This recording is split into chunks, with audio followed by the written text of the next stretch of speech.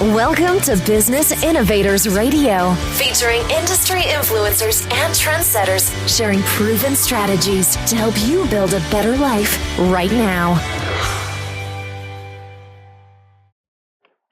Well, hello and welcome to this episode of our show. This is Mike Saunders with Marketing Huddle, and today we're privileged to have with us Scott Hansen, who is a high-performance coach, speaker, and entrepreneur with Scott Hansen Consulting. Welcome to the program, Scott. Mike, it is exciting to be here. Thanks for having me. Hey, you're welcome. And, I'd like to just jump right into some real specific things because obviously high performance coach says a whole lot. I noticed on your blog a post that I kind of caught my attention, so I thought that we would just start with this topic. You're not being loud enough. What's your approach on that? Because you could come at that from a couple different directions. One is you're not asking for the sale, asking for the relationship. But then on the other hand, you can be too loud, too in your face, and annoying. So where's that fine balance? Well, for me, it's I believe very strongly that life is precious and that a lot of us are playing way too small with our God-given talents, So when I wrote that blog, and I believe wholeheartedly in my business and I teach my clients to really stand out from the competition, and that's really where it stemmed from is, do you want to compete or do you want to dominate? And that's really what it's all about. It's about dominating. It's about owning your space. It's about, being the go-to guy or the go-to gal in whatever space you're in. And I teach a lot of that in my coaching program on how to do that. Because nowadays, with the advent of the internet and social media and YouTube and blogging and all that, there's a way to stand out. So if you're a financial planner, there's a way to separate yourself from every other financial planner. If you're a coach, if you're a speaker, if you're a widget maker business, there's ways for you to stand out outside of just your competition. So when I wrote that, you're not being loud enough, it simply meant to let people know who you are, because at the end of the day, if people don't know who you are, the likelihood of them doing business with you is slim to none. So, rather than sort of staying in the shadows, why not, I always like to use the example. I like to, when I'm driving, I tend to drive a little bit faster. I'm always, when I do some of my talks, I'll do the same talk and they'll be like, you'll see me out in front of the traffic because I want to beat the traffic. I might get a ticket, but I'd rather get a ticket knowing that I was in front of the traffic than just kind of hanging with the rest of the pack. And so it's not as much the volume of being loud, because that literally you can be too much in someone's face. It's more of a matter of being out there and spread your message out as wide as possible, and then that tends to speak for you. Your reputation precedes you when someone can see, wow, you were on this and this program, you wrote this article, and I saw your video on this, and then you came referred to me. Yeah, we definitely need to talk. That's exactly right. Yeah. So, I don't mean, it's a good point. I don't mean to stand out, to be annoying, because there's a time and a place, to your point earlier, where you don't want to get in someone's face and they're not even of the right ilk. They're not even of the right, potential customer. And you said something just now that I just want to clarify, whereas, yes, you want to be all places all the time. However, you also want to be all places all the time with the right niche audience. Yeah. So that doesn't mean that, for example, I'm specifically a high-performance business growth coach. So I work with typically small business owners. I'm not working with stay-at-home moms. I'm not working with multi-level marketing companies. I stay within my sweet spot, I call it. And then once you're in your sweet spot, that's when you sort of spread your wings and build a brand that is separating yourself from everybody else. Yeah, and that I've used this example quite a bit when I speak or when I teach, is you want to know what your message is, your competitive advantage, and that target audience, like you mentioned. And here's the example I use.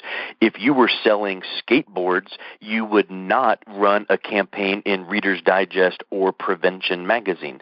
And if you were selling walkers, you would not run a Twitter campaign or an Instagram campaign, because that's not where your target audience even resides. So you've got to know that target audience, and then you got to know what's going to capture their attention and capture it in the right way. And I would suspect that there's a lot of people that have all the right intentions to communicate their competitive advantage to their target audience, but they either come on too strong or they're vague, and they don't even, their intentions aren't even made clear, because we're busy. We don't have time to try to disseminate down through what someone's trying to get to us. Sometimes it just needs to be a laser targeted question, and that elicits a response. Yeah, that's exactly right. Is there anything specific that you would advise clients to do regarding either determining that true target audience or fine-tuning your message to capture their attention? Well, to your point, yeah, one of the things that I also do teach some of my clients is specificity is really important. And what I mean by that is, I think a lot of times business owners, entrepreneurs, they lead with their features and benefits. And there's nothing wrong with their features and benefits, and that's what makes their products and services, what makes them good. But if you can talk the language of your potential client, if you can talk the language of your current clients, meaning, as an example, for me as a business coach, I can talk all day long about the programs that I have, or the group coaching, or the one-on-one, and all those sort of tactical things. But really what my client wants is to drive more revenue. What my client really wants is to maybe hire more people so they can not work always in the business, but on the business. I can speak to my client about being able to take more trips, or put your kids through, to a better school, or maybe have a better lifestyle by the way they develop and form the foundation of their business. So if you're talking the language of results, right, because that's what people are hiring you for, is results. They don't really care so much about really you or your, anything that you've done, although it's nice to have. They just want to hear, how can you help me? And this is the problem or the pain point that I have. Because at the end of the day, everyone listens to everyone's favorite radio station, which I'm sure you know is the trick question, WIIFM, what's in it for me?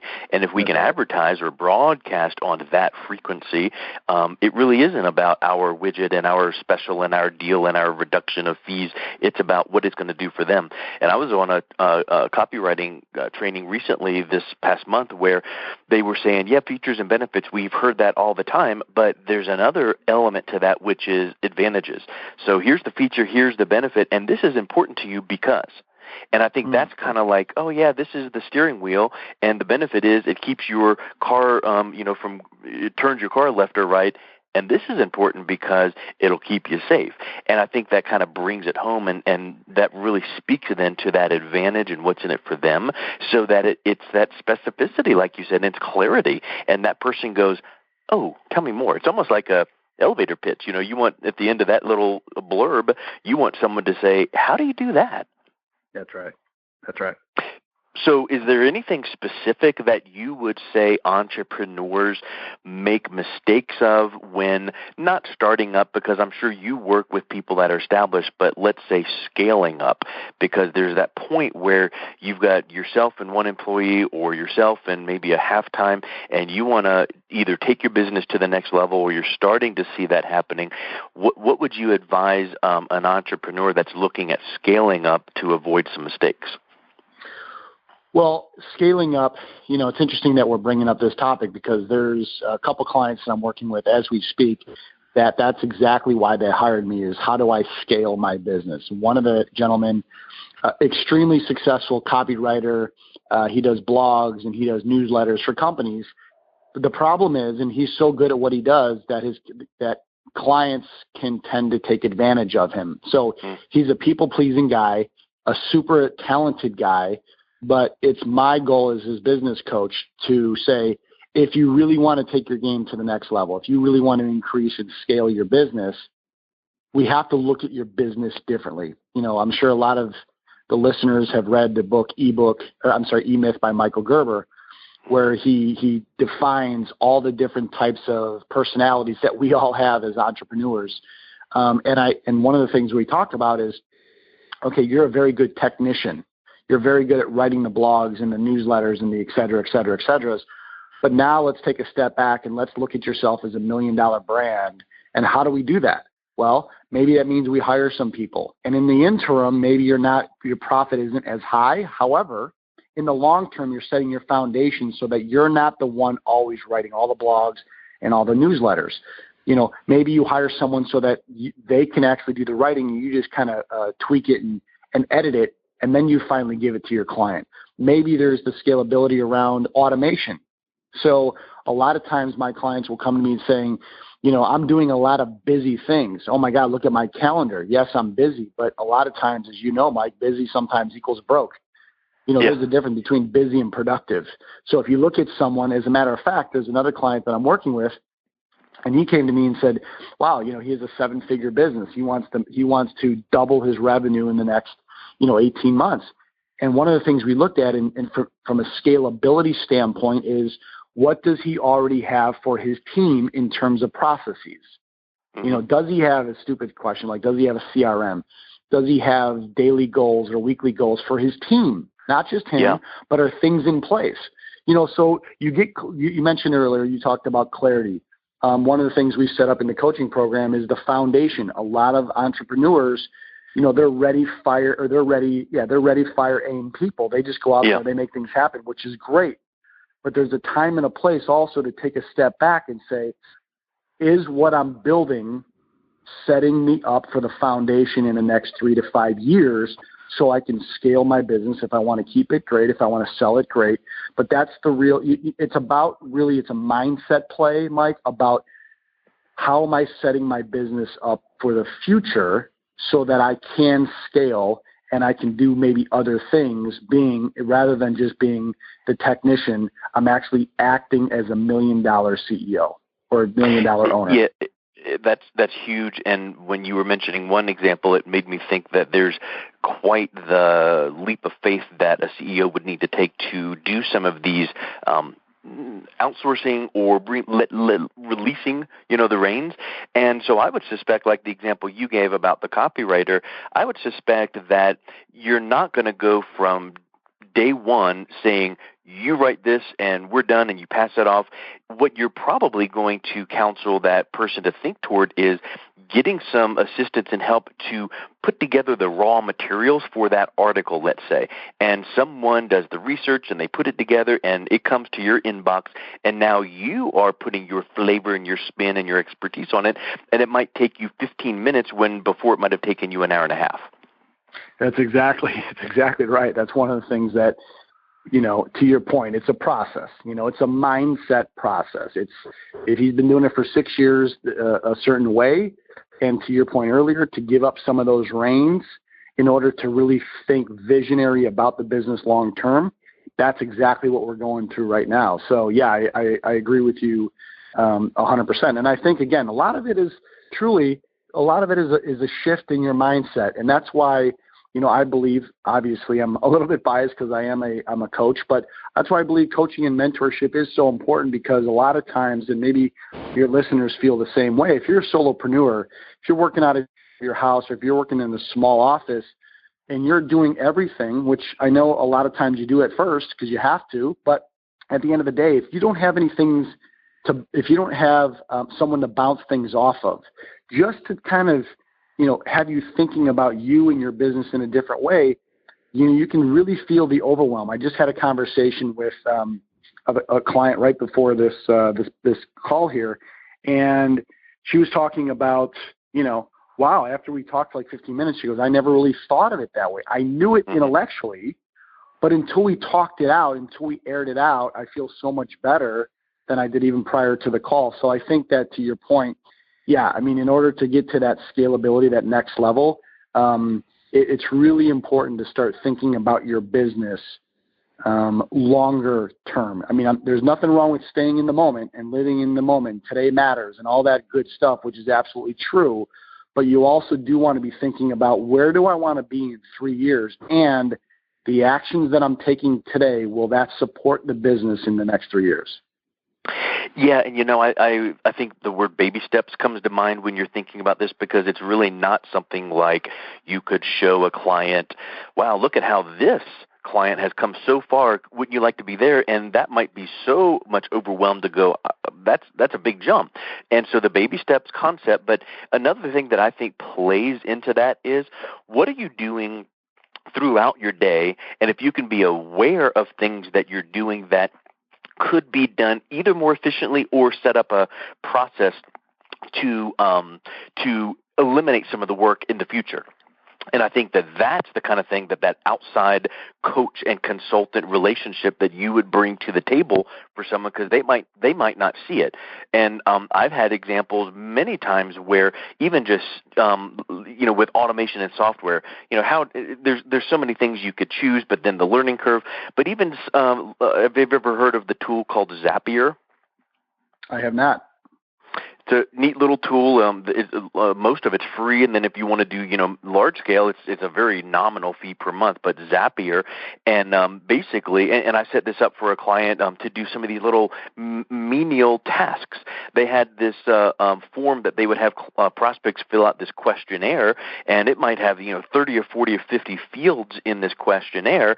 And once it comes into the sales team, they want to get an intro email, and then they want to put it in their CRM. And then they want to add their email to the monthly email newsletter that they have through Constant Contact.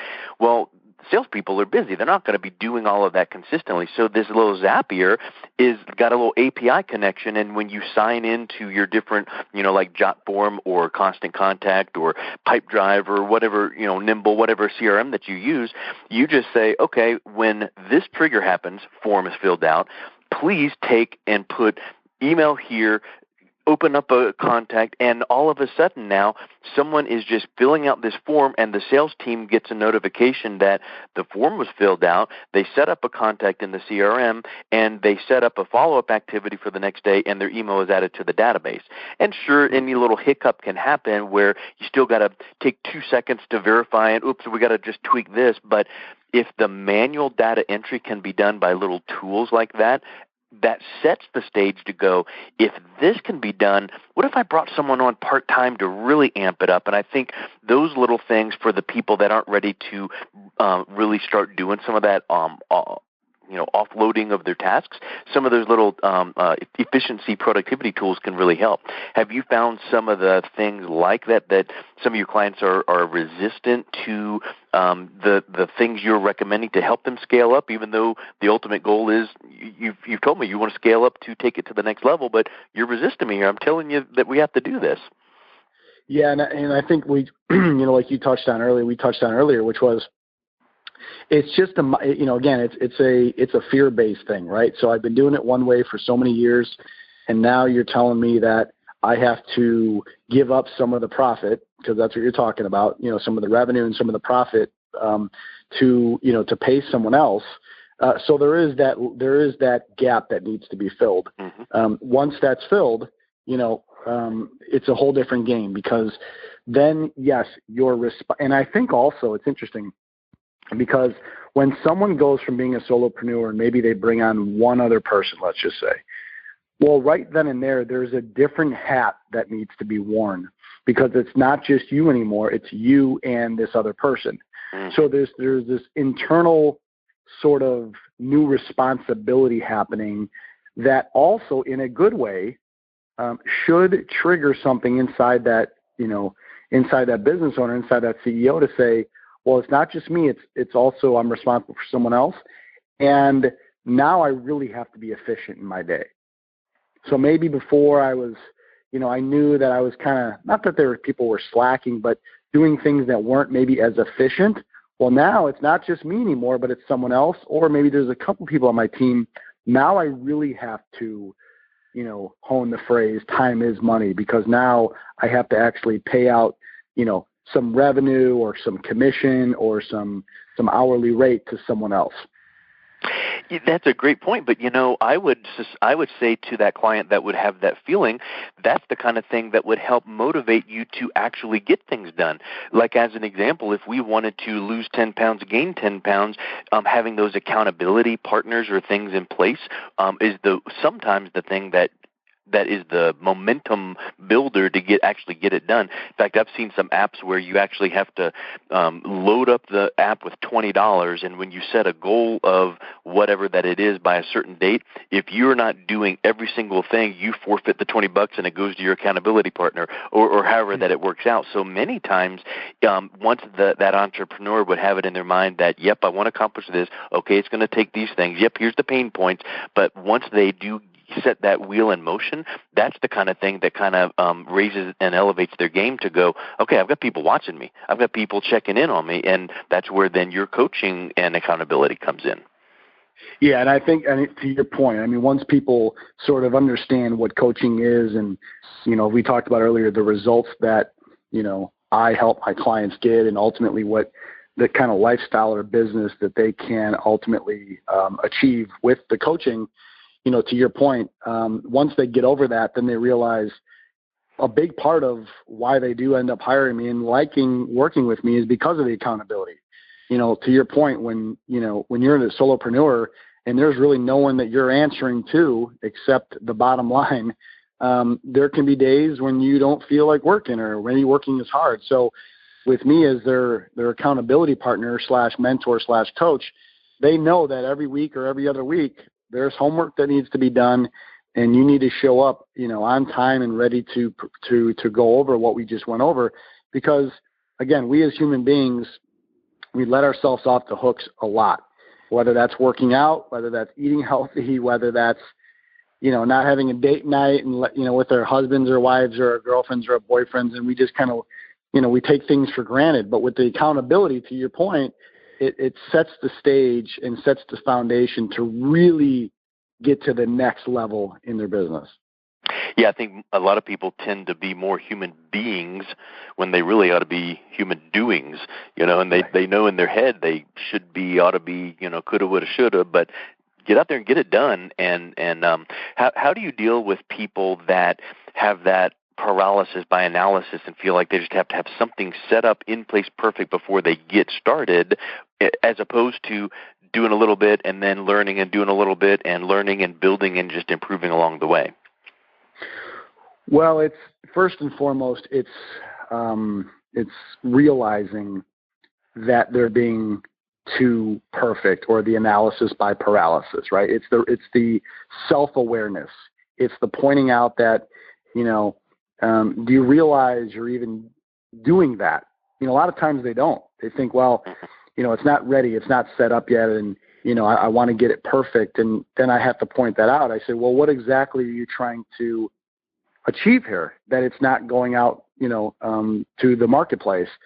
And when you get to the bottom, asking the right questions, it always comes down to fear. So the analysis by paralysis, in my mind, it's not necessarily that they don't have enough information or they're still doing the research on it. At the end of the day, it's fear, right? So their thing is, well, if I don't put it out, well, I'll just use the phrase of, well, it's not perfect yet. And the reality of it is, that's just an excuse. You know, that's just a mini roadblock. That's just a limiting belief. To the real problem is, well, they have fear around, what are people going to think? What if I send this out and it gets rejected? What if I start this teleseminar class and no one joins? Or what if I start this group coaching and no one buys in? So if I don't get it started, if I don't get it built, or if I don't get it out to the marketplace, well, then I can never have that rejection.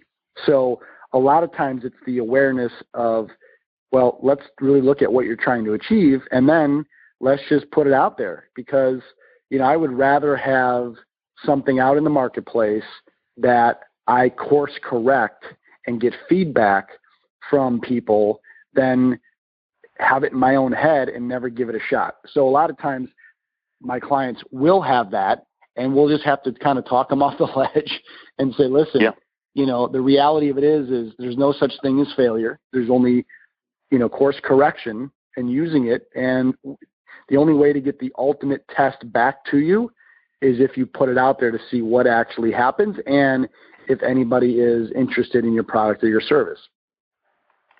Yeah, it's funny you said talk you off the ledge, because as you were mentioning that, I was thinking of what Les Brown is famous. One of his famous examples, he says, "Jump and grow your wings on the way down," meaning That's just right. get started and figure out what's, because you either win or you learn, and people think it's like either winning or losing, but if you didn't win, you got to learn from that, and I think that is a big piece that people need to keep in mind. And again, tying it back around to coaching / accountability, sometimes you're going to see things in someone that they don't see themselves, and then you're going to know just how to motivate them to take that next step and then keep on that path. So that's a big, huge piece that I think people don't pick up on. Yeah, no, I agree. And I know a lot of people, listen, everybody has fear of what I'm going to look like, fear if it's not right, fear if I lose money, fear. And then they use that fear, and then they maybe take that action, and then they're fearful of failure. And I always teach my clients, and I also interview guests on my podcast, Success Hackers, where, it's interesting. All high performers, I realized, look at failure differently. They look at it as I mentioned earlier, course correction. So a very quick example is every single successful person that you and I know and that your audience knows, every single one of them has failed. So you've heard that a million times, but if you let that marinate, if you let that sink in, that all successful people, every one of them have all failed, that should tell anybody that's listening that the sooner I can fail, the closer I will be to whatever life I want to have or whatever business I want to have. And that should be a really big wake-up call to, put aside the analysis by paralysis.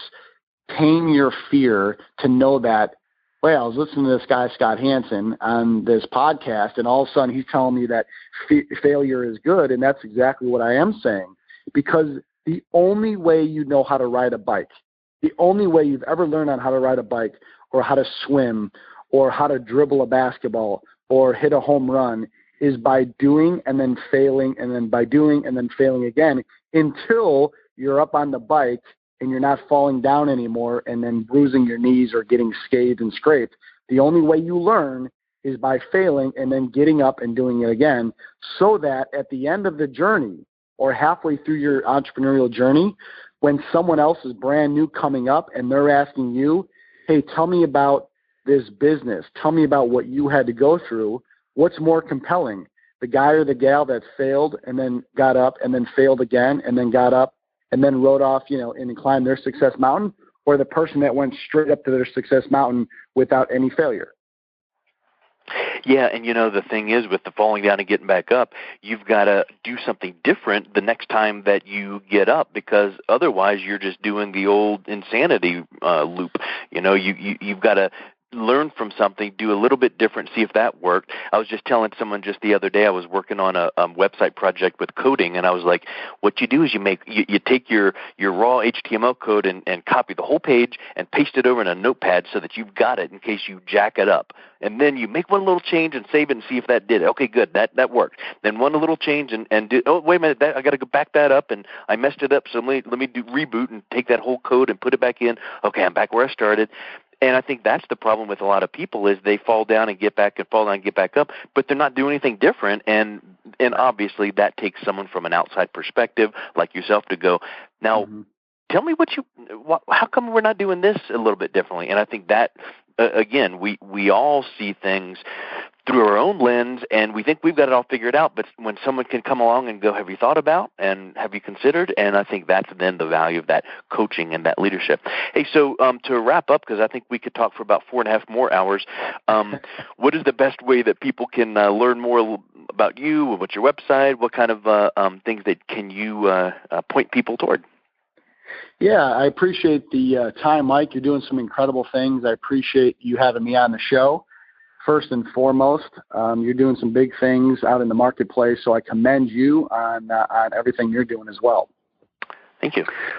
So I would just say, if someone wants, I actually have a brand new ebook. It's an e-zine /ebook, and it's 5 ways to help someone actually grow their business in a massive way. It's a free ebook for your listeners. All they have to do is go to massivebusinessgrowth.com, massivebusinessgrowth.com. They just have to put their email in, and then I shoot them about a 25-page ebook right over to their email, and they can get some great ideas on stuff we talked about today. If someone wants to check out Success Hackers podcast, which I also have, we've been fortunate enough now to have the show be downloaded and listened to in 65 countries and have over 35,000 listens per episode. So things are really going great. Just go to successhackers.net. And then also want to give away my free book that literally just came out. They can get a free copy of it. It's normally $20, but they can get a free copy by going to successhackersbook.com, successhackersbook.com. Super. Well, I'm sure all of those links would be on your main website as well, ScottHansenConsulting.com. But yes, some of those specific sites to get the free book, that's excellent. So definitely check out what Scott's got going on and see what he can do that can help you out, and that's really excellent. And I really appreciate your time. Thank you, Mike. I appreciate yours as well. Super. Well, thank you, and we'll talk to you soon. Thanks for listening to Business Innovators Radio. To hear all episodes featuring leading industry influencers and trendsetters, visit us online at businessinnovatorsradio.com today.